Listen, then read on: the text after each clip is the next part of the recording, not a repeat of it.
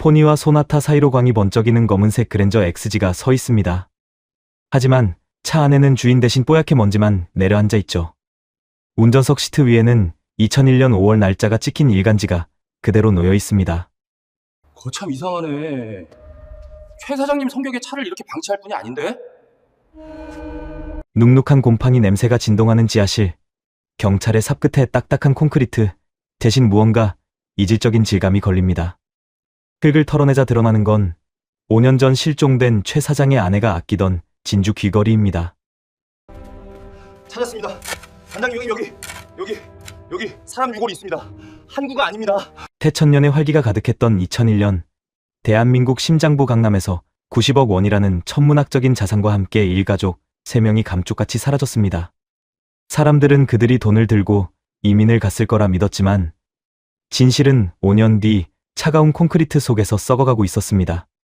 오늘 봉인된 사건 노트에서는 2001년 그날 가족이라는 이름 뒤에 숨겨진 가장 잔혹한 배신을 추적합니다. 이 비극적인 진실에 끝까지 함께 해주실 분들은 구독과 좋아요로 응원 부탁드립니다. 오늘의 사건 시작하겠습니다.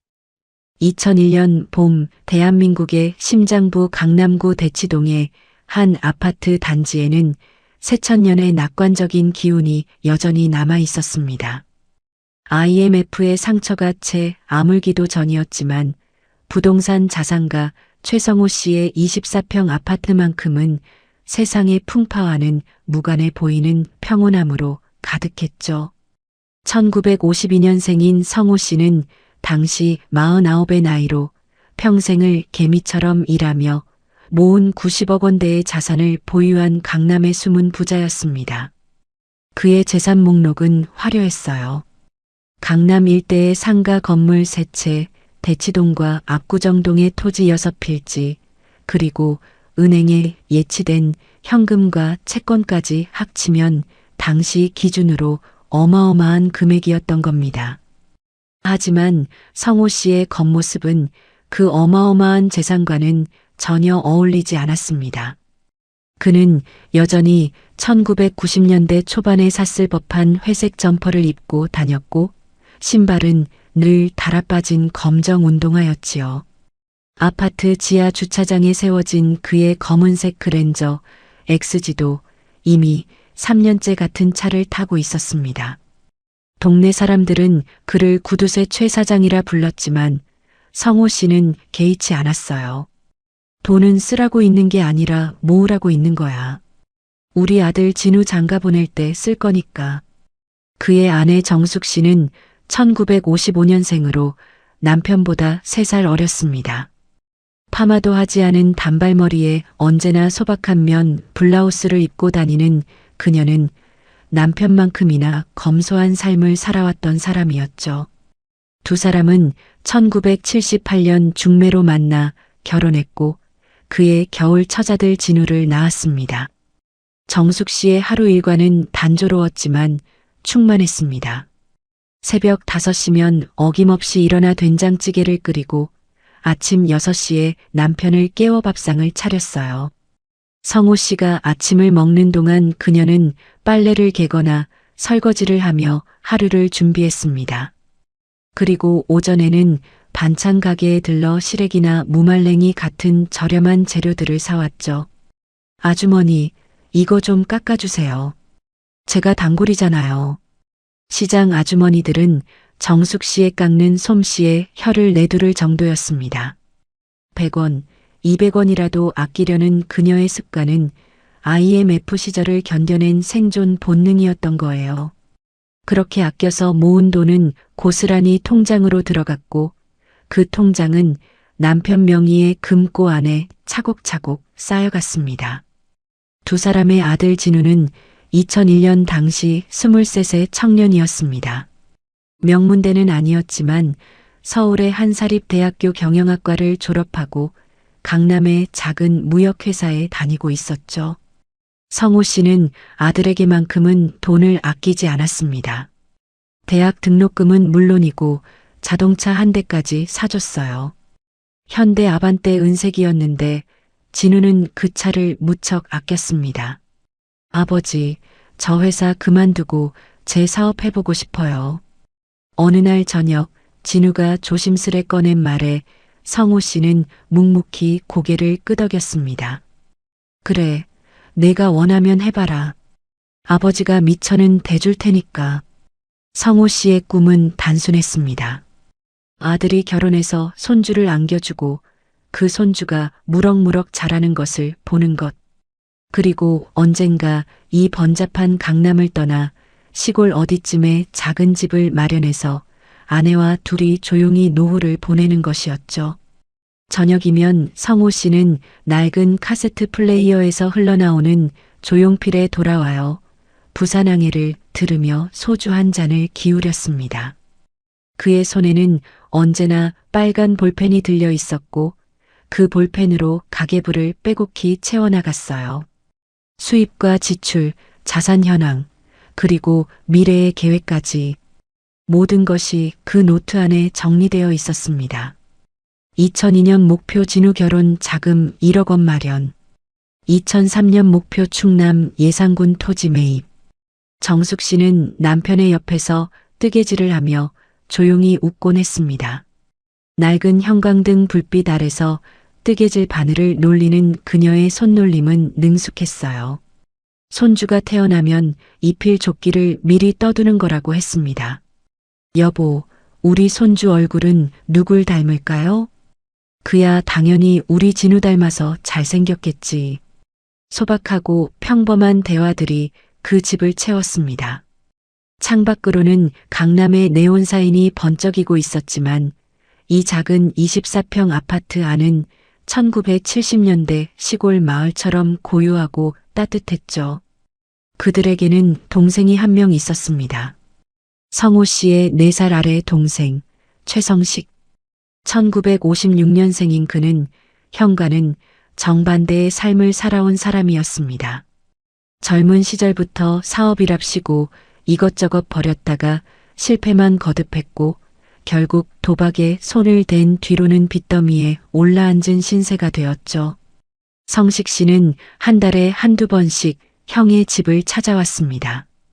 그때마다 그는 형에게 돈을 빌렸고 성호 씨는 묵묵히 100만 원, 200만 원씩 쥐어줬습니다. 형님, 이번만 도와주세요. 이번에 정말 대박 나면 다 갚을게요. 그래, 알았다. 근데 이제 그만 좀 해라. 내 나이가 몇인데. 성호 씨는 동생을 야단치면서도 결국 돈을 내주곤 했습니다. 피는 물보다 진하다고 믿었으니까요. 하지만 정숙 씨는 달랐습니다. 그녀는 시동생을 믿지 않았어요. 여보, 서방님한테 돈 그만 빌려주세요. 눈빛이 영 심상치 않아 보여요. 하지만 성호 씨는 아내의 걱정을 가볍게 웃어넘겼습니다. 괜찮아. 내 동생인데 뭐. 피부치끼리 돕고 사는 거지. 2001년 5월 초순, 화창한 봄날이었습니다. 아파트 단지 안에는 개나리꽃이 만발했고 놀이터에서는 아이들의 웃음소리가 들려왔어요. 성호 씨는 그날도 평소처럼 아침 일찍 일어나 신문을 펼쳤습니다. 일면에는 IT 버블 붕괴와 경기 침체에 대한 기사가 실려 있었지만 그는 개의치 않았습니다. 우리는 괜찮아. 부동산은 절대 안 망해. 그날 저녁 성식 씨에게서 전화가 왔습니다. 형님, 주말에 시간 좀 내주세요. 좋은 이야기 있어요. 경기도 쪽으로 드라이브나 가면서 상담 좀 하죠. 성호 씨는 별 생각 없이 대답했습니다. 그래, 알았다. 토요일 오전에 보자. 그 전화가 그들 가족의 운명을 결정짓게 될 줄은 그 누구도 몰랐습니다. 2001년 5월 11일 금요일 밤 성호 씨는 마지막으로 가계부에 한 줄을 적었습니다. 5월 12일 동생과 약속. 드라이브. 그리고 다음 날인 5월 12일 토요일 오전 9시 성호 씨 일가족은 검은색 그랜저 XG를 타고 집을 나섰습니다. 정숙 씨는 김밥을 싸서 비닐봉지에 담았고 진우는 카메라를 챙겼어요. 가족 나들이 사진을 찍으려고요. 아파트 경비원 김 씨는 그날 아침을 또렷이 기억했습니다. 최 사장님, 어디 가세요? 응, 동생이랑 잠깐 경기도 쪽으로 바람 좀 쐬러 가네. 조심히 다녀오세요. 그게 마지막 대화였습니다. 그들의 그랜저가 아파트 단지를 빠져나가는 모습이 이 세상에서 그들을 본 마지막 장면이었던 거예요. 햇살은 화창했고 하늘은 구름 한 점 없이 맑았습니다. 그날따라 유난히 아름다웠던 서울의 5월 하늘 아래 90억 원의 자산과 함께 3명의 생명이 영원히 사라지려 하고 있었습니다. 이 사건의 공식 실종자는 최성호, 정숙, 진우 단 3명이었다. 동생 성식은 끝까지 동행했을 뿐이라고 주장했다. 2001년 5월 12일 토요일 성호 씨 일가족이 아파트를 나선 지 정확히 48시간이 지난 5월 14일 월요일 오후였습니다. 가장 먼저 이상함을 감지한 건 성호 씨의 고종 사촌 누나였던 최명애 씨였죠. 그녀는 매주 월요일 오전이면 어김없이 성호네 집으로 전화를 걸어 안부를 나누곤 했거든요.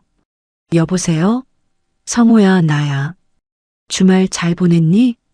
하지만 수화기 너머로는 공허한 신호음만 길게 울려 퍼졌습니다. 명희 씨는 이상하다는 생각이 들었어요. 성호 씨는 평생 전화를 안 받은 적이 없는 사람이었거든요. 그녀는 오후 내내 10번도 넘게 전화를 걸었지만 결과는 똑같았습니다. 불안감이 커진 명희 씨는 성호 씨의 동생 성식에게 연락을 취했습니다. 성식아, 너 형님 연락 닿니? 내가 아침부터 전화했는데 계속 안 받더라. 성식 씨는 전화기 너머에서 잠시 침묵하더니 담담하게 대답했어요. 아, 누나. 형님이 토요일에 저랑 만나서 그러시던데요. 요즘 경기도 안 좋으니까 잠깐 지방에 내려가서 좀 쉬고 오신다고요. 걱정 마세요. 명희 씨는 그 말에 고개를 갸우뚱했습니다. 성호 씨가 여행을 간다는 말을 한 번도 들어본 적이 없었거든요. 그는 집 떠나는 걸 극도로 싫어하는 사람이었어요. 설이나 추석에도 고향에 내려가지 않을 정도였죠. 하지만 동생이 그렇게 말하니 더 이상 캐묻지는 못했습니다. 명희 씨는 불안한 마음을 애써 가라앉히고 전화를 끊었어요. 그로부터 사흘이 더 지난 5월 17일 목요일, 이번에는 정숙 씨의 친정 언니인 유정란 씨가 이상함을 느꼈습니다. 동생 정숙은 매달 15일이면 꼬박꼬박 친정에 용돈을 보내는 효녀였거든요. 그런데 이번 달에는 17일이 되도록 아무런 연락이 없었던 겁니다. 정란 씨는 동생의 집으로 직접 찾아갔습니다. 대치동 아파트 24동 1203호 익숙한 초록색 현관문 앞에 섰을 때 그녀는 묘한 기분을 느꼈어요. 초인종을 눌렀지만 아무런 반응이 없었습니다. 정수가, 나야 언니, 집에 있니? 아무리 불러도 대답이 없었죠. 정란 씨는 옆집 문을 두드렸습니다. 1204호에 사는 박 씨 부부가 문을 열었어요. 어머, 언니 오셨어요? 그런데 최 사장님네는 벌써 일주일째 안 보이던데요. 평소 같으면 아침마다 재활용 쓰레기 내놓으시는데 요즘은 그것도 안 보이고요. 일주일이라는 말에 정란 씨의 얼굴이 창백해졌습니다. 그녀는 곧장 아파트 관리 사무실로 달려갔어요. 관리소장은 귀찮다는 듯 고개를 저었습니다. 뭐 여행 가신 거 아니에요? 요즘 경기 RK 안 좋으니까 잠깐 피신 가신 거겠죠. 하지만 정란 씨는 물러서지 않았습니다. 결국 관리소장은 경비원과 함께 마스터키를 들고 1203호 앞에 섰어요. 철컥 자물쇠가 열리는 소리와 함께 현관문이 천천히 열렸습니다. 문을 여는 순간 그들의 코를 찌른 건 묵직한 정적이었습니다. 냉장고 돌아가는 웅웅거리는 소리만이 집안을 가득 채우고 있었죠. 현관 신발장에는 성호 씨의 낡은 검정 운동화와 정숙 씨의 베이지색 슬리퍼가 가지런히 놓여 있었습니다. 거실로 들어서자 더욱 기묘한 광경이 펼쳐졌습니다. 식탁 위에는 설거지가 깔끔하게 되어 있었고 소파 위의 쿠션들은 반듯하게 정돈되어 있었어요. 마치 누군가 의도적으로 정리를 하고 나간 것 같았습니다. 정란 씨는 안방으로 달려갔습니다. 옷장을 열어보니 성호 씨 부부의 옷가지들이 빼곡히 걸려 있었어요. 여행 가방도 그대로였습니다. 화장대 위에는 정숙 씨가 아끼던 자개 보석함이 그대로 놓여 있었죠. 이상해요. 옷도 다 있고 가방도 있는데 어디를 간 거예요? 관리소장이 거실을 둘러보다가 한 가지를 발견했습니다. 거실벽에 걸린 벽시계가 멈춰 있었던 겁니다. 시계바늘은 5월 12일 오후 11시 37분을 가리킨 채 꿈쩍도 하지 않고 있었어요. 정란 씨는 떨리는 손으로 경찰에 신고했습니다. 강남경찰서 형사들이 출동했고 본격적인 조사가 시작되었죠. 형사들은 집 안구석구석을 살폈습니다. 그런데 이상한 점을 발견했어요. 성호 씨가 평소 중요한 서류를 보관하던 안방 옷장 속 금고가 비어 있었던 겁니다. 금고 문은 잠겨 있지 않았고 안에는 먼지만 수북이 쌓여 있었습니다. 정란 씨의 증언에 따르면 그 금고 안에는 90억 원 상당의 부동산 채권과 인감도장, 통장 등이 보관되어 있었다고 했죠. 동생이 항상 말했어요. 이 금고만큼은 절대 열쇠를 남한테 안 준다고요. 본인밖에 비밀번호를 모른다고요. 수사를 맡은 강철민 형사는 이 사건이 단순 실종이 아닐 수도 있다는 직감이 들었습니다. 그는 성호 씨의 주변 인물들을 조사하기 시작했어요. 가장 먼저 불러들인 사람은 동생 성식 씨였습니다. 2001년 5월 18일 금요일 오후 2시 성식 씨는 강남경찰서 조사실에 앉았습니다. 그의 얼굴에는 피곤한 기색이 역력했어요. 눈 밑에는 다크서클이 짙게 드리워져 있었고 손톱을 물어뜯은 흔적이 선명했습니다. 강 형사의 질문이 시작되었습니다. 성식 씨는 형이 5월 12일 토요일에 자신을 만났다고 진술했어요. 경기도 남양주 쪽으로 드라이브를 갔고 거기서 형이 이민에 대한 상담을 했다는 겁니다. 형님이 그러시더라고요. 한국 경기가 너무 안 좋으니까 차라리 캐나다나 호주로 이민을 가는 게 낫겠다고요. 그래서 제가 아는 이민 브로커 연락처 좀 알려드렸죠. 그의 목소리는 차분했지만 어딘가 어색했습니다. 형사는 날카롭게 파고들었어요. 그런데 최성호 씨가 이민을 간다면서 왜 옷가지랑 여행 가방은 다 두고 갔습니까? 성식 씨는 잠시 말문이 막혔다가 대답했습니다. 그건 아마 급하게 결정하신 거 아닐까요? 형님 성격이 원래 즉흥적이세요. 하지만 주변 사람들의 증언은 달랐습니다. 성호 씨는 평생 계획적으로 살아온 사람이었거든요. 즉흥적이라는 말과는 거리가 먼 인물이었죠. 형사들은 성식 씨의 뒤를 캐기 시작했습니다. 그리고 놀라운 사실이 드러났어요. 그는 2001년 4월까지만 해도 5억 원이 넘는 도박빚에 쫓기던 신세였던 겁니다. 사채업자들이 그의 집 앞까지 찾아와 협박을 일삼았고 그는 야반도주를 생각할 정도로 궁지에 몰려 있었다고 했습니다. 그런 그가 5월 중순부터 갑자기 빚을 갚기 시작했어요.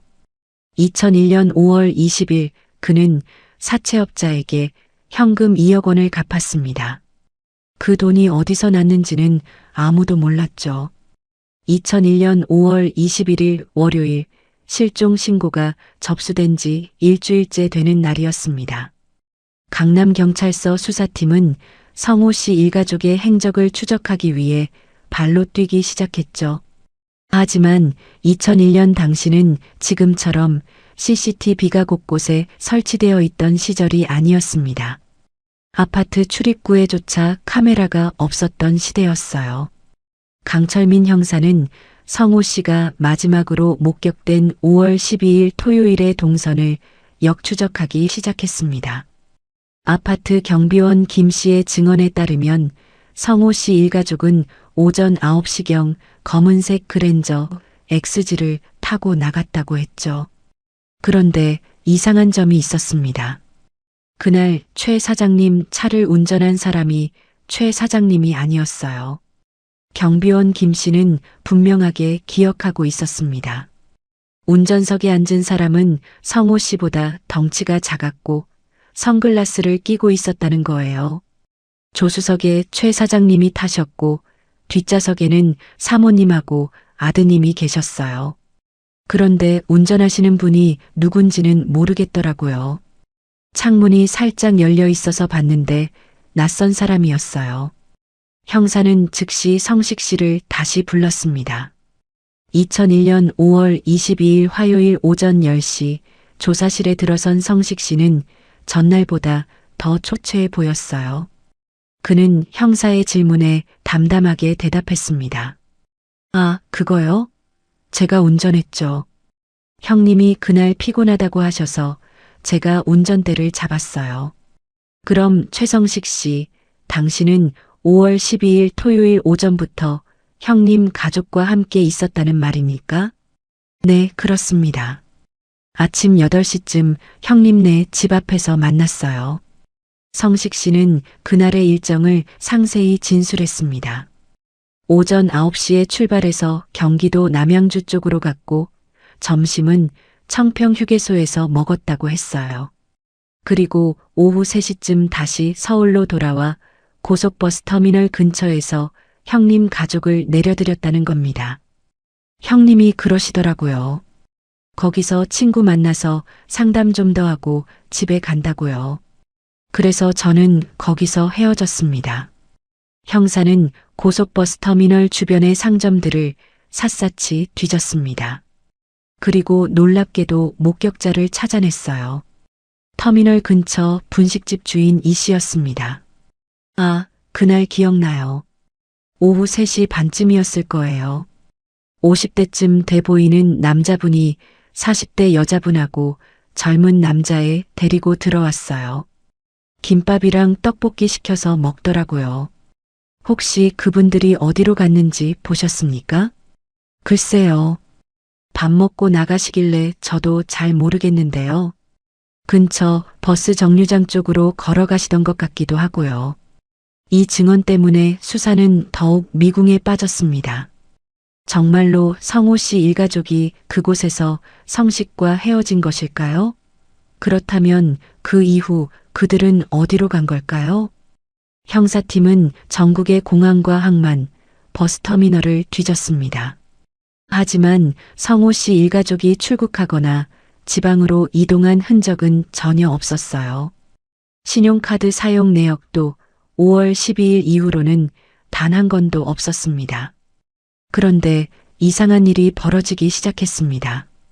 2001년 5월 25일 금요일 성호 씨 소유의 압구정동 토지가 갑자기 매물로 나온 겁니다. 부동산 중개업소 사장 박 씨는 이렇게 증언했어요. 어떤 남자분이 오셔서 최성호 씨 명의 토지를 팔겠다고 하더라고요. 위임장이랑 인감증명서 다 있었어요. 서류상으로는 문제가 없었죠. 형사가 그 서류들을 확인해 보니 놀라운 사실이 드러났습니다. 위임장의 도장은 분명 성호 씨가 사용하던 인감도장이 맞았어요. 필체도 성호 씨의 것과 흡사했습니다. 하지만 날짜가 이상했죠.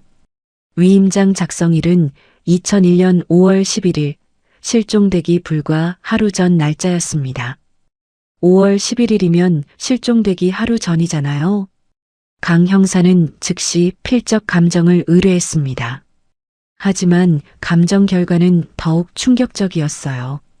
국립과학수사연구원의 감정서에는 이렇게 적혀 있었습니다. 필적의 약 80%가 최성호 씨의 기존 필체와 유사했으나 일정한 떨림이 반복적으로 관찰됐다. 다만 약간의 떨림이 감지됨. 이게 무슨 의미일까요? 성호 씨가 정말로 실종 전날 위임장을 작성한 걸까요? 아니면 누군가 그의 글씨를 완벽하게 흉내낸 걸까요? 수사팀은 다시 성식 씨를 조사했습니다. 2001년 5월 28일 화요일 세 번째 조사였죠. 이번에는 강 형사가 날을 세웠습니다. 최성식 씨, 이 위임장 당신이 만든 거 아닙니까? 성식 씨는 벌떡 일어나며 소리쳤어요. 말도 안 되는 소리 하지 마세요. 형님이 직접 쓰신 겁니다.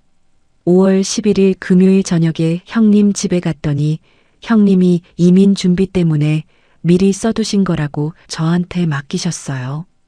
그럼 왜 진작 그 얘기를 안 했습니까? 형님이 비밀로 해달라고 하셔서요. 친척들한테 알려지면 난리 날까봐 조용히 처리하고 싶다고 하셨다고요. 성식 씨는 눈물까지 흘리며 억울함을 호소했습니다. 하지만 형사의 눈에는 그의 눈물이 진짜처럼 보이지 않았어요. 수사팀은 성식 씨의 집을 압수수색했습니다. 그의 구로구 오피스텔을 뒤진 결과 이상한 물건들이 나왔죠. 2001년 4월에 구입한 것으로 추정되는 새 공책 5권이었습니다. 그 공책에는 같은 문장이 수백 번 반복해서 적혀 있었어요. 최성호, 최성호, 최성호, 최성호. 성호 씨의 이름을 연습한 흔적이었습니다.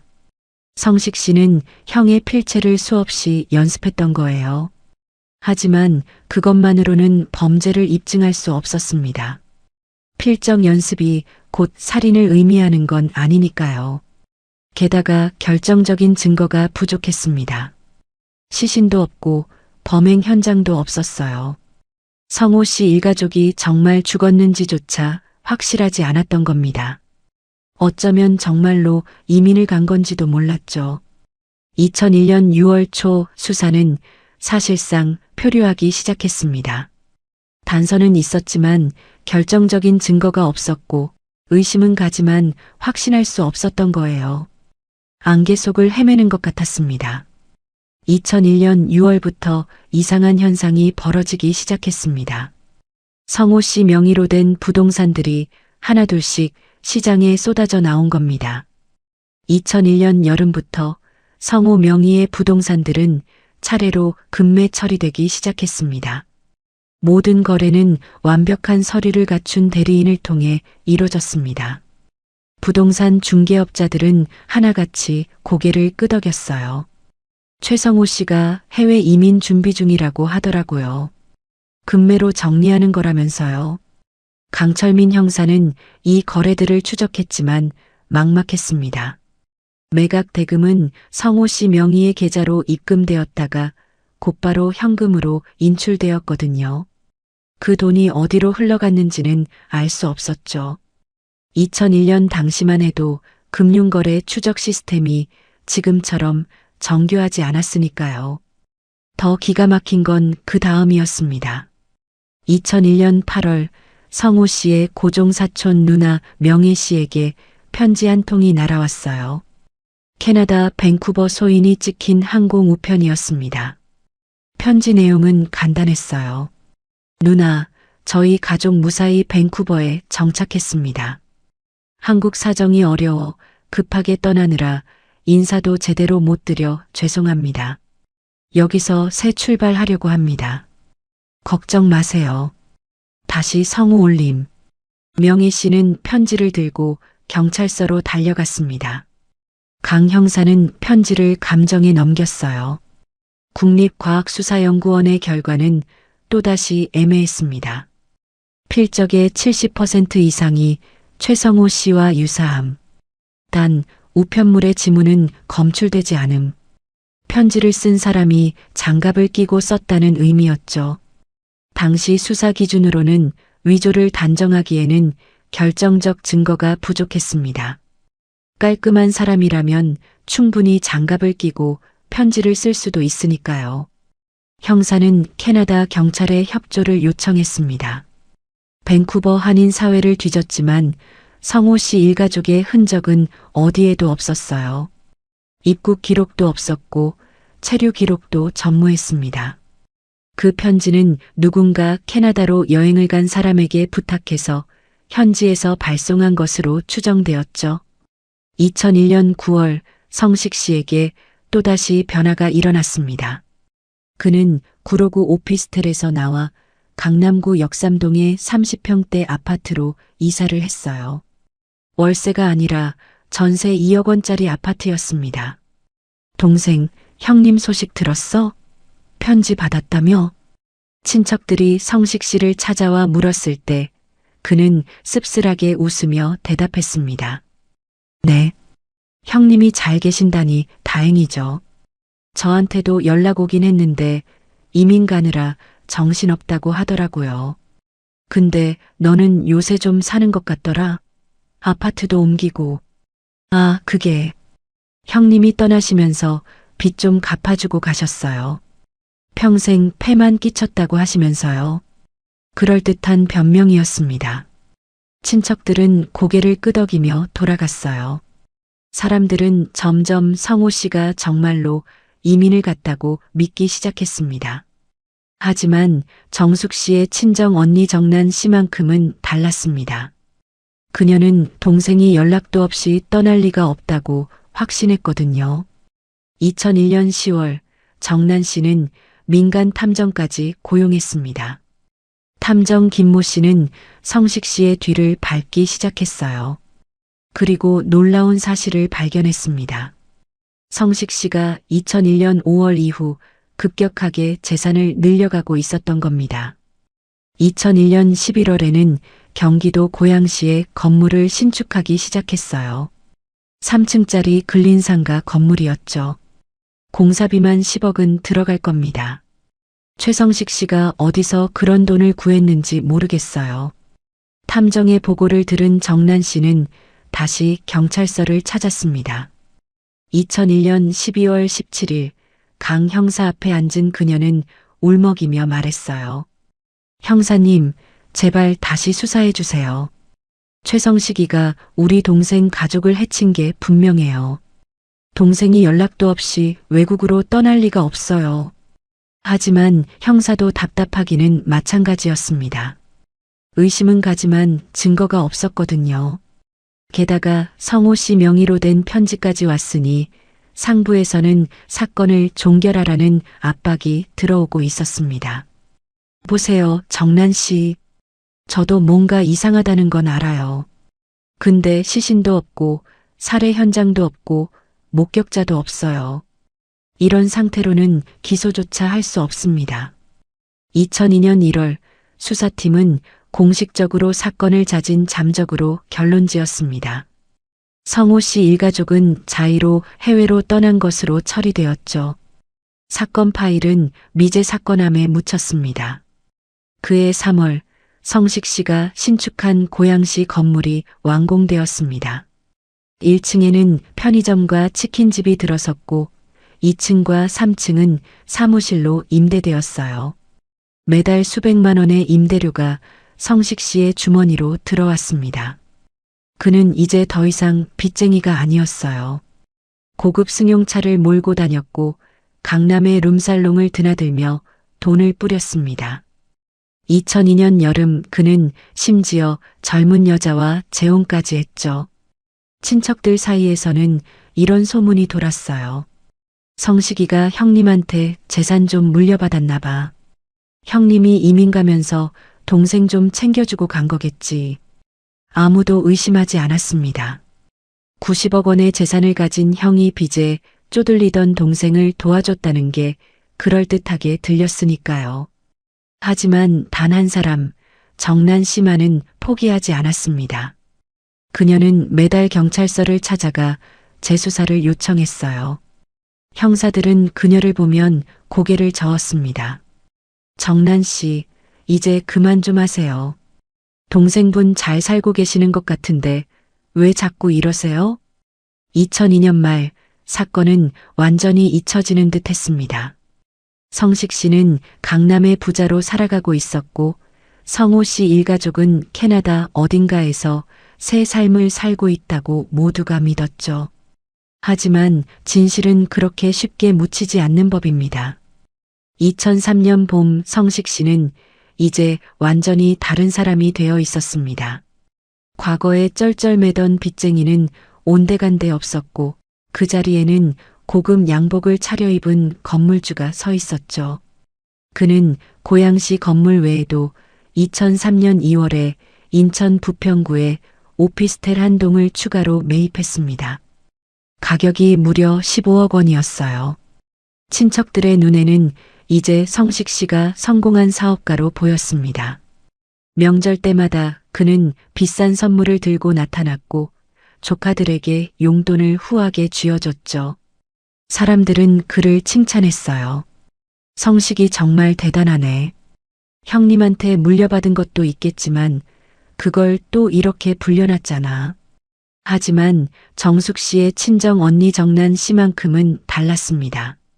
그녀는 여전히 동생의 죽음을 확신하고 있었거든요. 2003년 8월 정난 씨는 성식 씨를 직접 찾아갔습니다. 고양시 건물 3층 성식 씨의 사무실이었죠. 서방님, 제발 진실을 말해주세요. 우리 정숙이가 정말 캐나다에 있는 겁니까?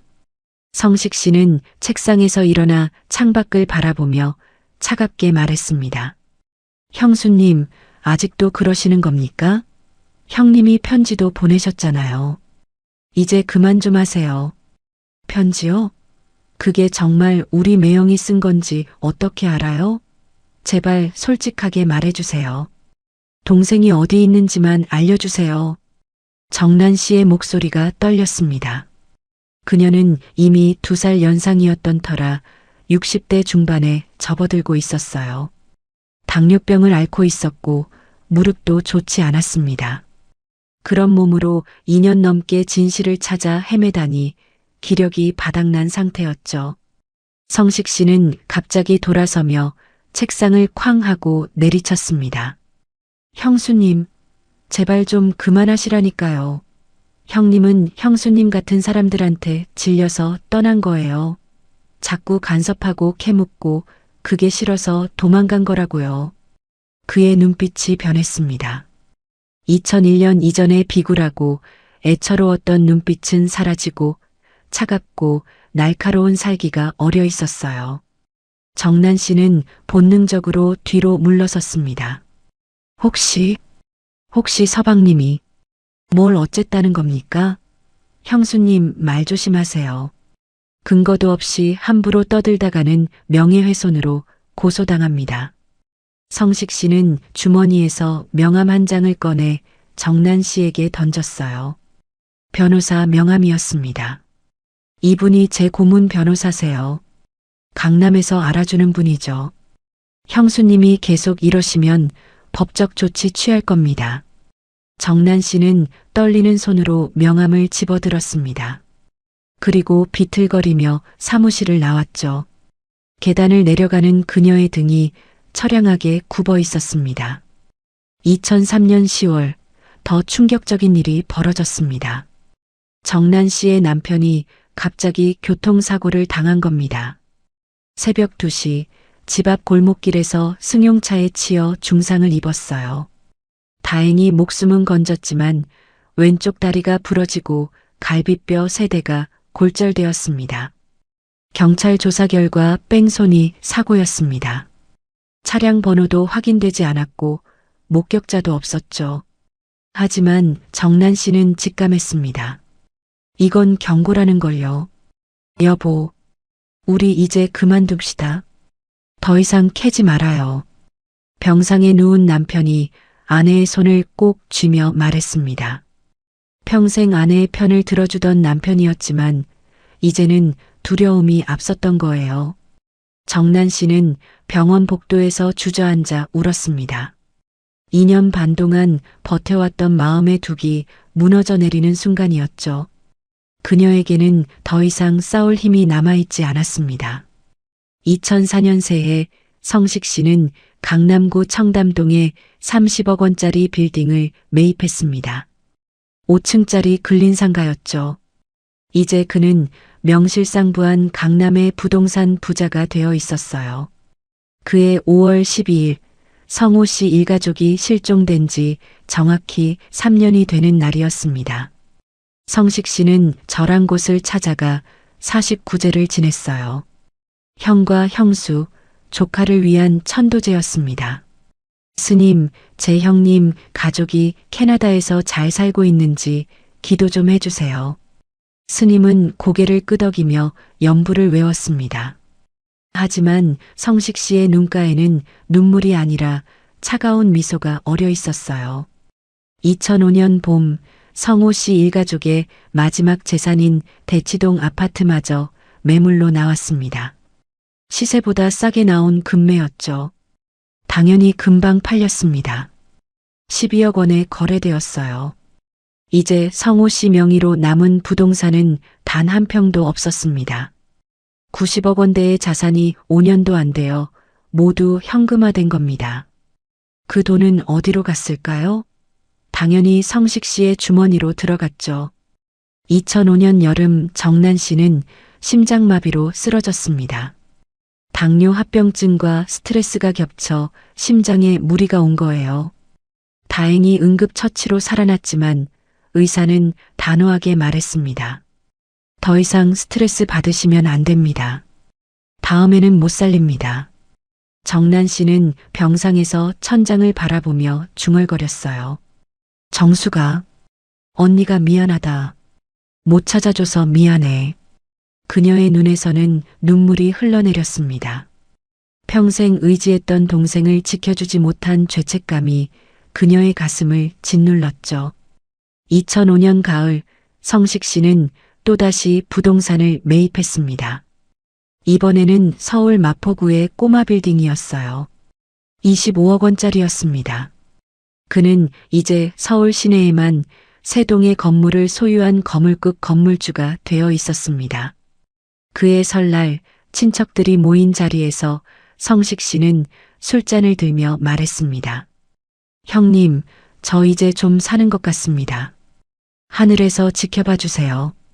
친척들은 그의 말에 숙연해졌어요.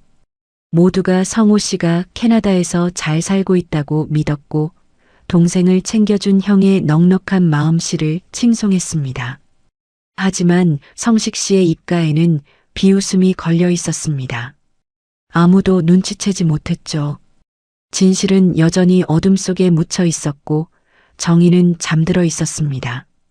2006년 3월 실종 사건이 발생한 지 꼭 5년째 되는 해였습니다.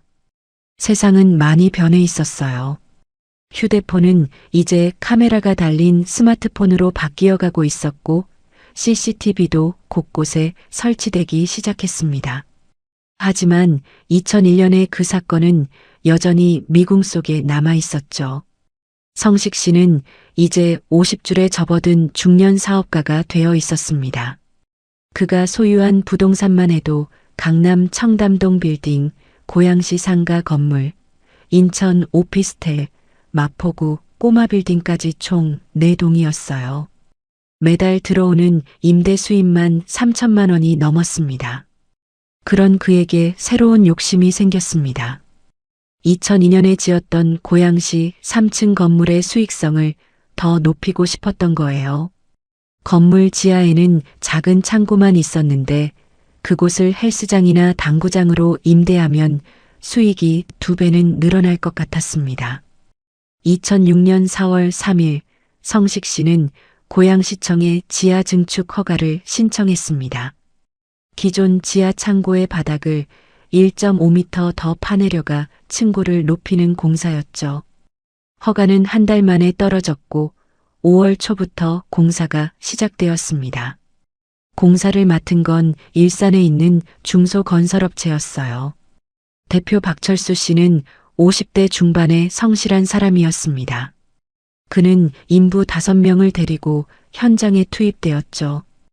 2006년 5월 17일 수요일 오전 10시 공사 시작 2주째 되는 날이었습니다.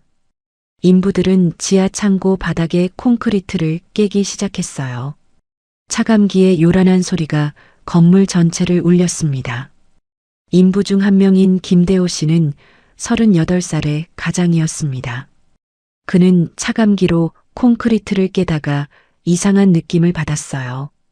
분명 콘크리트를 뚫고 있는데 차감기 끝에 걸리는 감촉이 달랐던 겁니다. 반장님, 여기 뭔가 이상한데요? 박철수 대표가 달려왔습니다. 그는 깨진 콘크리트 틈새를 들여다봤어요.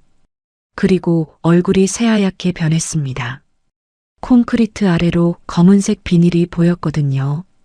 그런데 그 비닐 안에서 뭔가 하얀 것이 삐져나와 있었습니다. 작업 중단. 모두 밖으로 나가. 박 대표는 즉시 119에 신고했습니다. 10분 뒤 고양경찰서 형사들이 현장에 도착했어요. 그들은 조심스럽게 콘크리트를 더 걷어냈습니다. 검은 비닐 포대가 모습을 드러냈습니다. 3개의 큰 포대였죠. 그중 하나가 찢어져 있었고 그 안에서 하얗게 변색된 뼈가 보였습니다. 인간의 뼈였어요. 현장 책임자였던 윤성민 형사는 즉시 국립과학수사연구원에 연락했습니다. 오후 2시 감식반이 도착해 비닐 포대를 조심스럽게 개봉했어요. 첫 번째 포대에서는 성인 남성의 것으로 추정되는 백골이 나왔습니다. 두개골에는 날카로운 둔기에 맞은 듯한 함몰 흔적이 있었어요. 두 번째 포대는 성인 여성, 세 번째는 젊은 남성의 유골이었습니다. 모두 두개골이 심하게 파손되어 있었죠. 살해당한 지 최소 45년은 된 것 같습니다. 정확한 건 부검해봐야 알겠지만요. 감식반원의 말에 윤 형사는 즉시 실종자 데이터베이스를 뒤지기 시작했습니다. 고양시에서 실종된 일가족 사건을 검색했지만 해당 사항이 없었어요. 범위를 서울까지 넓혔습니다. 그때 한 건의 사건 파일이 떠올랐습니다. 2001년 5월 강남에서 실종된 최성호 씨 일가족 사건. 윤 형사는 즉시 강남경찰서에 연락을 취했어요. 혹시 2001년 실종 사건 기억하십니까? 최성호 씨 일가족. 전화를 받은 건 당시 수사를 담당했던 강철민 형사였습니다. 그는 5년이 지났지만 그 사건을 생생히 기억하고 있었어요. 기억하죠. 근데 그 사건이 왜요? 고양시에서 시신 3구가 발견됐습니다. 혹시 관련이 있을지 몰라서요. 강 형사는 즉시 고양시 현장으로 달려갔습니다. 2006년 5월 17일 오후 4시 그는 5년 만에 다시 마주한 단서 앞에 섰어요. 유골과 함께 발견된 물건들이 결정적이었습니다. 첫 번째 포대에서는 낡은 등산복 조각이 나왔는데 주머니에 명함이 하나 들어 있었어요. 최성호라는 이름이 적힌 명함이었습니다. 두 번째 포대에서는 진주 귀걸이 한 쌍이 발견되었습니다. 강 형사는 즉시 알아봤어요. 정숙 씨가 결혼 20주년 기념으로 남편에게 받았다던 바로 그 귀걸이였습니다. 당시 정란 씨가 수사 중에 사진을 보여준 적이 있었거든요. 세 번째 포대에서는 대학 졸업 반지가 나왔습니다. 안쪽에 진우라는 이름이 새겨져 있었어요. 맞습니다. 최성호 씨 일가족입니다. 강 형사의 목소리가 떨렸습니다. 5년 동안 해외로 이민 갔다고 믿어왔던 사람들이 사실은 이 차가운 지하실 바닥에 묻혀 있었던 겁니다. 윤 형사는 즉시 건물 소유주를 확인했습니다. 등기부등본을 떼어보니 소유자는 최성식이었어요. 2002년에 이 건물을 신축한 사람이었습니다. 이 건물을 지은 게 2002년이라고요? 네, 2002년 3월 착공해서 그해 6월에 준공했습니다.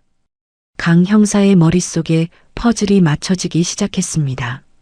성호 씨 일가족이 실종된 건 2001년 5월이었어요. 그리고 성식 씨가 이 건물을 짓기 시작한 건 2002년 3월, 실종 10개월 뒤였습니다. 시신을 여기 묻고 그 위에 건물을 지었다는 말입니까? 소름이 돋았습니다. 성식 씨는 형 일가족을 살해한 뒤 어딘가에 임시로 묻어뒀다가 건물을 지으면서 지하 바닥에 다시 묻은 겁니다. 영원히 발견되지 않을 거라 믿으면서요. 윤 형사는 즉시 체포영장을 신청했습니다. 2006년 5월 18일 목요일 새벽 6시 형사들은 성식 씨의 청담동 자택으로 향했어요. 초인종을 눌렀을 때 문을 연 건 잠옷 차림의 성식 씨였습니다. 그는 형사들을 보자 얼굴이 하얗게 변했어요.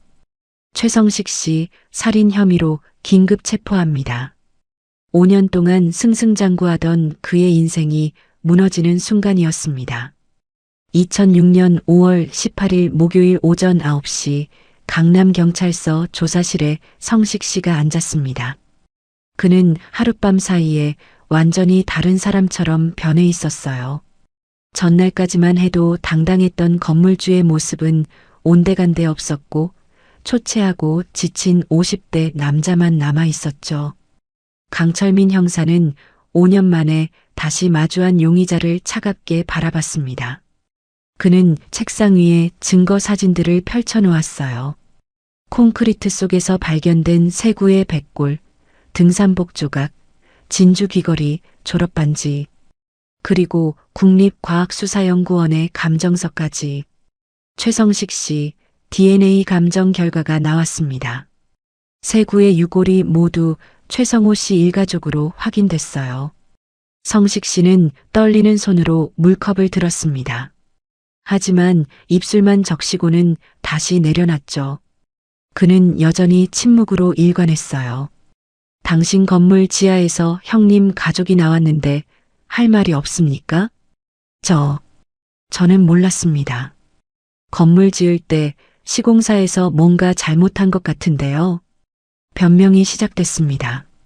성식 씨는 자신은 아무것도 모르며 건설업체가 불법 폐기물을 묻었을 거라고 주장했어요. 하지만 형사는 또 다른 증거를 내밀었습니다. 그럼 이건 어떻게 설명하시겠습니까? 책상 위에 놓인 건 2001년 4월에 성식 씨가 구입한 공책들이었습니다. 형의 이름과 필체를 수백 번 연습한 흔적이 빼곡했죠. 그리고 그 옆에는 성호 씨 명의로 작성된 위임장과 캐나다에서 온 편지가 나란히 놓여 있었어요. 필적 감정 결과 이 모든 문서를 작성한 사람이 당신으로 밝혀졌습니다. 최성식 씨, 더 이상 발뺌하지 마세요. 성식 씨의 얼굴에서 혈색이 사라졌습니다. 그는 한참을 고개를 숙이고 있다가 떨리는 목소리로 말했어요. 변호사 좀 불러주세요. 하지만 증거는 이미 완벽했습니다.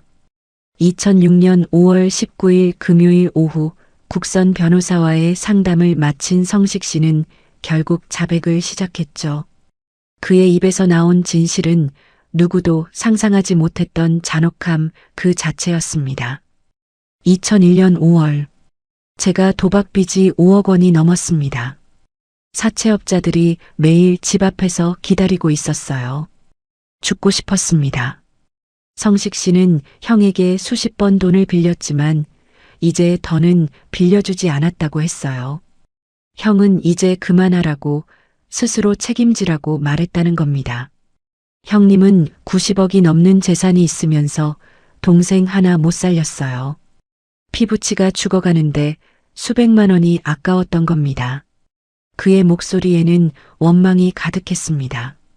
하지만 형사는 차갑게 반박했어요. 기록에 의하면 최성호 씨가 당신한테 빌려준 돈만 2억 원이 넘는데요. 성식 씨는 말문이 막혔습니다. 잠시 침묵이 흐른 뒤 그는 범행 당일의 이야기를 털어놓기 시작했어요. 2001년 5월 11일 금요일 밤 성식 씨는 형에게 전화를 걸었습니다. 경기도로 드라이브 가자고 좋은 투자처가 있다고 속였죠. 형은 의심 없이 토요일에 만나자고 했어요. 5월 12일 토요일 오전 8시 성식 씨는 형네 집 앞에 도착했습니다. 그의 차 트렁크에는 이미 준비된 물건들이 있었어요. 쇠망치, 밧줄, 검은 비닐, 그리고 청산가리가 든 음료수병. 처음부터 죽일 계획이었습니까? 형사의 질문에 성식 씨는 고개를 끄덕였습니다. 오전 9시 네 사람은 형 최성호의 검은색 그랜저 XG를 타고 출발했습니다. 운전대는 성식이 잡고 있었습니다. 성호 씨는 조수석에, 정숙 씨와 진우는 뒷좌석에 앉았습니다. 차는 경기도 남양주 방면으로 향했죠. 정오쯤 그들은 인적이 드문 야산 근처에 도착했습니다. 성식 씨가 미리 물색해둔 장소였어요. 그는 형에게 투자할 땅이 바로 저기라며 차에서 내리자고 했습니다. 형님, 저기 좀 보세요. 저 땅이 곧 개발 예정지래요. 성호 씨가 앞서 걸어가는 순간이었습니다. 성식 씨는 트렁크에서 꺼내온 쇠망치를 들어 형의 뒤통수를 내리쳤어요. 퍽 하는 둔탁한 소리와 함께 성호 씨는 그 자리에 쓰러졌습니다. 아, 서방님. 정숙 씨가 비명을 질렀습니다. 진우가 어머니를 지키려 달려들었지만 23세 젊은이는 아직 세상 물정을 몰랐어요. 성식 씨는 조카의 머리도 망치로 내리쳤습니다. 마지막으로 정숙 씨가 남았습니다. 그녀는 바닥에 쓰러진 남편과 아들을 보며 울부짖었어요. 서방님, 왜 이러세요? 제발요. 하지만 성식 씨의 손에는 이미 세 번째 망치질이 준비되어 있었습니다. 그는 5년이 지난 지금도 그날의 장면을 생생히 기억하고 있었어요. 형수님 눈빛이 지금도 잊혀지지 않습니다. 배신당했다는 그 눈빛이요. 조사실에는 무거운 침묵이 흘렀습니다. 형사들조차 말을 잇지 못했죠. 성식 씨는 세 사람의 시신을 검은 비닐로 싸서 차 트렁크에 실었습니다. 그리고 경기도 파주의 한 폐가로 옮겼어요. 그곳 마당 한 구석을 1m 깊이로 파서 임시로 묻었습니다. 그리고 형님 집으로 갔습니다. 열쇠는 형님 주머니에서 가져왔죠. 그는 형의 집 금고를 열었습니다. 비밀번호는 형이 평소 중얼거리던 숫자 조합이었어요. 금고 안에는 90억 원 상당의 채권과 인감도장, 통장이 들어 있었습니다. 전부 가져왔습니다. 그리고 집을 깨끗이 정리했어요. 아무 일도 없었던 것처럼요. 그 후 4개월 동안 성식 씨는 철저히 준비했습니다. 형의 필체를 완벽하게 연습했고 위임장을 위조해 부동산을 하나씩 처분했죠. 캐나다 편지는 이민간 지인에게 부탁해서 현지에서 발송했습니다. 2002년 3월 그는 고양시에 건물을 짓기로 했습니다. 기초공사를 할 때 파주 폐가에 묻어뒀던 시신을 다시 꺼내 지하 바닥에 묻었어요. 그 위로 두꺼운 콘크리트를 부었습니다. 영원히 발견되지 않을 줄 알았습니다. 조사실의 형광등 불빛 아래 성식 씨의 얼굴은 회색빛이었습니다. 그는 5년 동안 형의 돈으로 호의호식하며 살았지만 단 하루도 편히 잠든 적이 없다고 했어요. 매일 밤 꿈에 형님이 나타났습니다. 피투성이가 된 채로 저를 노려봤어요. 하지만 형사는 동정하지 않았습니다. 그래서 후회하십니까? 성식 씨는 고개를 저었습니다. 후회는 들키지 않았으면 안 했을 겁니다. 이 자백으로 피의자의 범행 동기와 준비 과정이 모두 드러났습니다. 2006년 11월 23일 목요일 서울중앙지방법원 417호 법정에서 최성식에 대한 선고 공판이 열렸습니다. 방청석에는 50명이 넘는 방청객들이 빼곡히 들어차 있었어요. 그 중에는 휠체어를 탄 정난 씨의 모습도 보였습니다. 재판장이 판결문을 읽기 시작했습니다. 피고인 최성식은 2001년 5월 12일 친형과 형수, 조카를 살해하고 90억 원 상당의 재산을 편취했으며 시신을 은폐하여 5년간 발각을 피한 죄로 사형을 선고한다. 방청석에서는 탄식이 터져나왔습니다. 정난 씨는 손수건으로 눈물을 닦았어요. 5년 동안 미쳤다는 소리를 들어가며 진실을 찾아 헤맸던 그녀였습니다. 정수가 이제야 내 안을 풀어줬다. 그녀의 목소리는 떨렸지만 그 안에는 해방감이 담겨 있었죠. 성식 씨는 재판장의 판결을 듣고도 아무런 표정 변화가 없었습니다. 그저 허공을 바라볼 뿐이었어요. 법정을 나서며 그는 기자들에게 단 한마디만 남겼습니다. 형님이 조금만 더 나눠줬으면 이런 일은 없었을 겁니다. 끝까지 자신의 잘못을 인정하지 않는 그의 모습에 사람들은 분노했습니다. 2007년 1월 15일 월요일 성호 씨 일가족의 유골이 경기도 양평의 한 가족묘지에 안장되었습니다. 하얀 눈이 내리는 겨울날이었어요. 상주는 정난 씨와 몇몇 친척들 뿐이었습니다. 검은 비닐에 쌓여 차가운 콘크리트 속에서 5년을 보낸 세 사람은 이제야 따뜻한 흙 속에서 쉴 수 있게 되었죠. 묘비에는 이렇게 새겨졌습니다. 2001년 5월 12일 하늘로 함께 떠난 가족. 장례를 마치고 돌아서는 정난 씨의 등이 유난히 굽어 보였습니다. 그녀는 그해 6월 심장마비로 세상을 떠났어요. 동생을 찾아내긴 했지만 그 과정에서 너무 많은 것을 잃어버린 삶이었습니다. 성식 씨는 2008년 대법원에서 사형이 확정되었습니다. 하지만 대한민국은 사실상 사형을 집행하지 않는 나라였죠. 그는 지금도 서울구치소 사형수 감방에서 살아 숨쉬고 있습니다. 형이 남긴 90억 원은 모두 국고로 환수되었어요. 그 사건이 세상에 드러난 지도 어느덧 20년이 넘는 시간이 흘렀습니다. 고양시의 그 건물은 2010년에 새 주인에게 팔렸고 지금은 프랜차이즈 카페와 학원이 들어서 있어요. 사람들은 이 건물 지하에 끔찍한 비밀이 묻혀 있었다는 사실을 모릅니다. 하지만 매년 5월 12일이면 양평 가족묘지에는 누군가 놓고 간 하얀 국화 한 다발이 놓여 있다고 합니다. 익명의 그 사람이 누구인지는 아무도 모르죠. 욕망이 양심을 집어삼킬 때 인간은 괴물이 됩니다.